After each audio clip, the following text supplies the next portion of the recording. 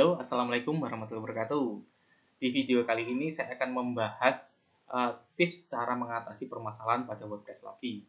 Nah, masalah yang akan saya bahas kali ini adalah cara mengatasi WordPress yang error ketika teman-teman setelah melakukan update WordPress ataupun update plugin atau juga update tema WordPress gitu ya. Jadi mungkin teman-teman pernah punya website gitu ya. Terus ketika login ke dashboard itu ada notif untuk update gitu. Nah, biasanya kan teman-teman kalau menemukan seperti itu langsung diupdate ya gitu. Jadi masuk ke menu update, kemudian mana saja nih yang perlu diupdate, dicentang semua, terus diklik update gitu. Tapi beberapa teman itu kadang mengalami ketika melakukan update-nya mungkin terhenti atau karena hal lain yang mengakibatkan tampilan websitenya menjadi rusak ataupun error gitu. Atau umumnya memunculkan pesan-pesan error gitu ya, kode-kode error yang mungkin kalau kita nggak paham tentang coding ya bingung ini kode apaan gitu. Contohnya seperti ini teman-teman. Teman-teman bisa lihat di layar saya ya.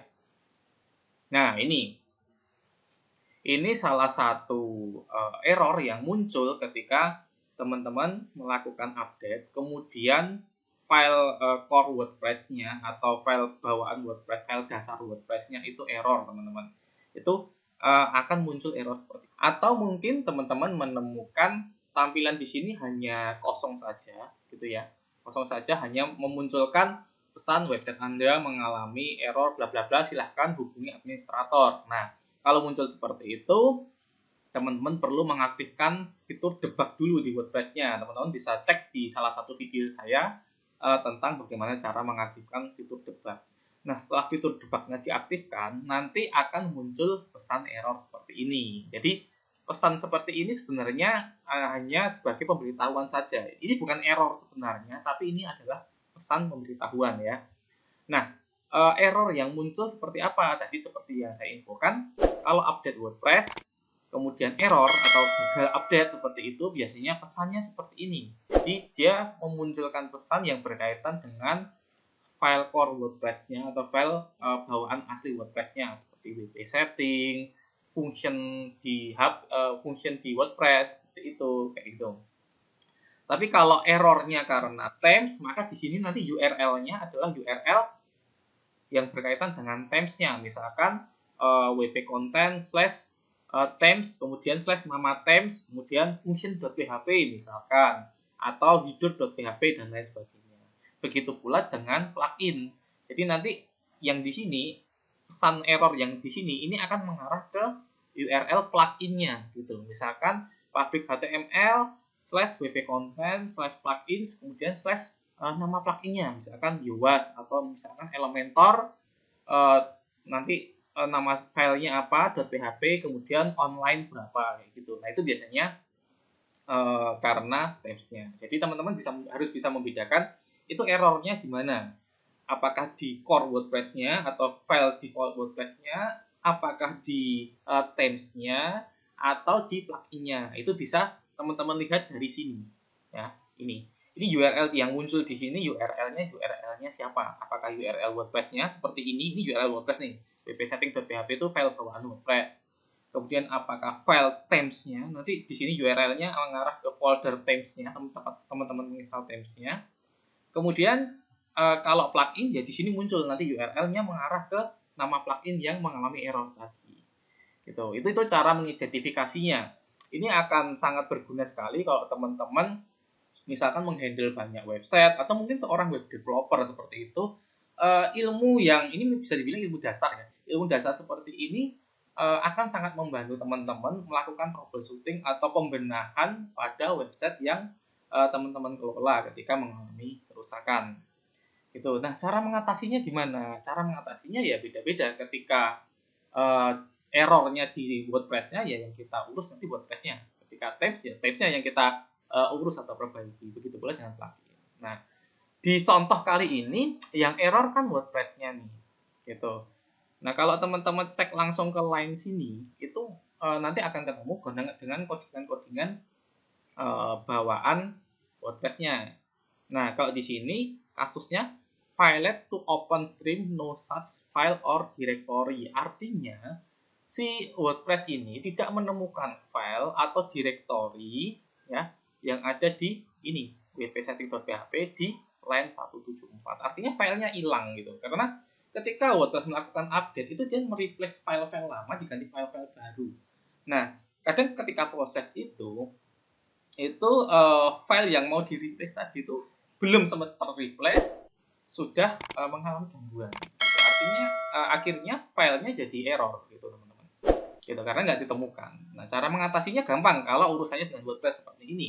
Teman-teman tinggal download aja WordPress versi terbaru ya.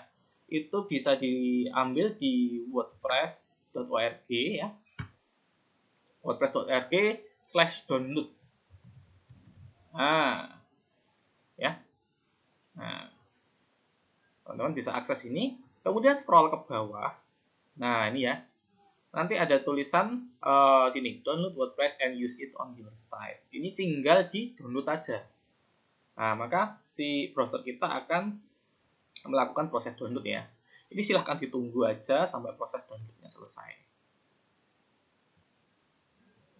Oke, ini download mentahan WordPress-nya atau file WordPress masternya lah ya. Itu sudah selesai, ini tinggal kita buka. Ya biasanya kan disimpan di download ya. Nah, ini sudah disimpan di download. Nah, sekarang kita masuk ke langkah selanjutnya, yaitu akses cPanel-nya. Websitenya yang mengalami error tadi ini ya. Ini website yang mengalami error. Kemudian masuk ke file manager, teman-teman.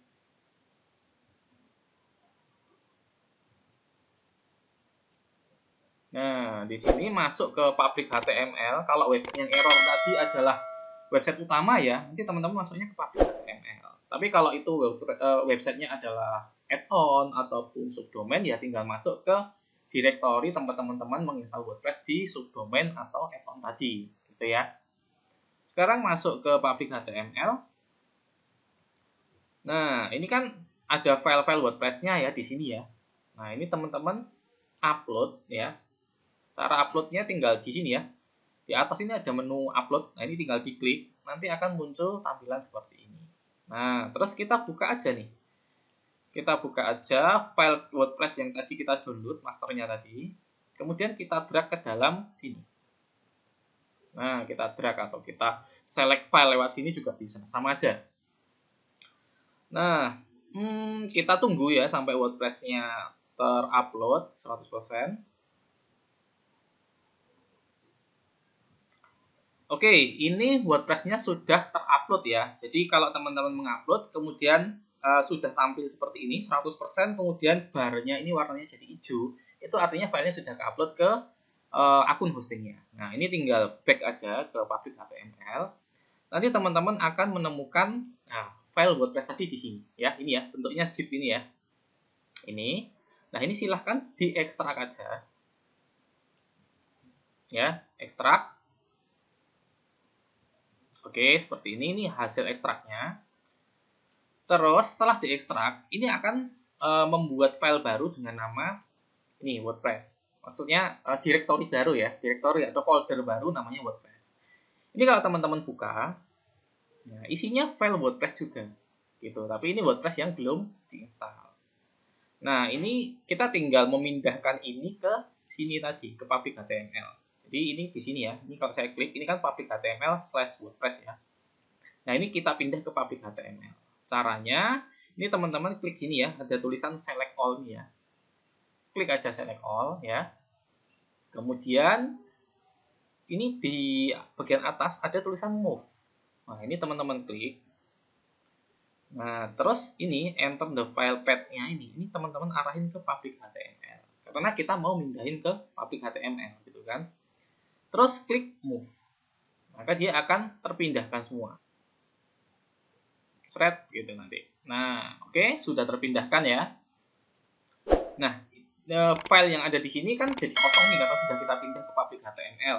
Nah, ini kita hapus boleh nih, folder WordPress-nya kan udah kosong. Dihapus boleh. Nah, terus ini file website yang kita bawa tadi ya. File website aslinya maksudnya. File website asli yang mengalami error tadi. Kan sudah kita timpa dengan file WordPress baru. Sekarang kita coba masuk ke sini.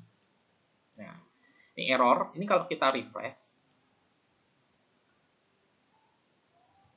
Nah, errornya hilang teman-teman. Karena ya tadi, file yang nggak bisa ditemukan tadi ya, yang di line berapa tadi, sudah terreplace dengan file baru gitu. Jadi errornya sudah bisa teratasi. Nah, selanjutnya teman-teman boleh menonaktifkan fitur debug-nya yang ada di wp-config ya, atau boleh tetap mengaktifkan saja, gitu, bebas. Tuh, yang penting sini sudah teratasi. Teman-teman tinggal login aja, kemudian beraktivitas seperti biasa, gitu. Ini tadi kalau kaitannya sama file WordPress. Kalau kaitannya sama error pada theme, ya berarti nanti teman-teman nge-replace-nya di sini. WP content, ya. Kemudian themes. Nah, upload themes yang teman-teman gunakan, gitu ya. Misalkan teman-teman punya GeneratePress ini misalkan ya. Nah, GeneratePress-nya error. Ya berarti tinggal download mentahan atau master dari websitenya GeneratePress, kemudian upload ke sini, kemudian lakukan hal yang sama seperti WordPress tadi. Tinggal di ekstrak dulu filenya, kemudian di select all ya, di select all, di move ke sini. Jadi file yang ada di dalam sini ke replace sama file baru. Logikanya seperti itu. Begitu pula dengan plugin. Nah, kalau plugin nanti teman-teman masuknya ke sini. Ini ya, WP content. Ya, masuk ke WP content, plugin. Nah, kemudian pluginnya yang error tadi apa? Misalkan yang error adalah UASEO gitu. UASEO kalau di sini namanya jadi WordPress SEO ya. Nanti teman-teman tinggal upload aja file dari UASEO, download dulu ya dari sini bisa. Teman-teman bisa cari file UAS dari sini bisa.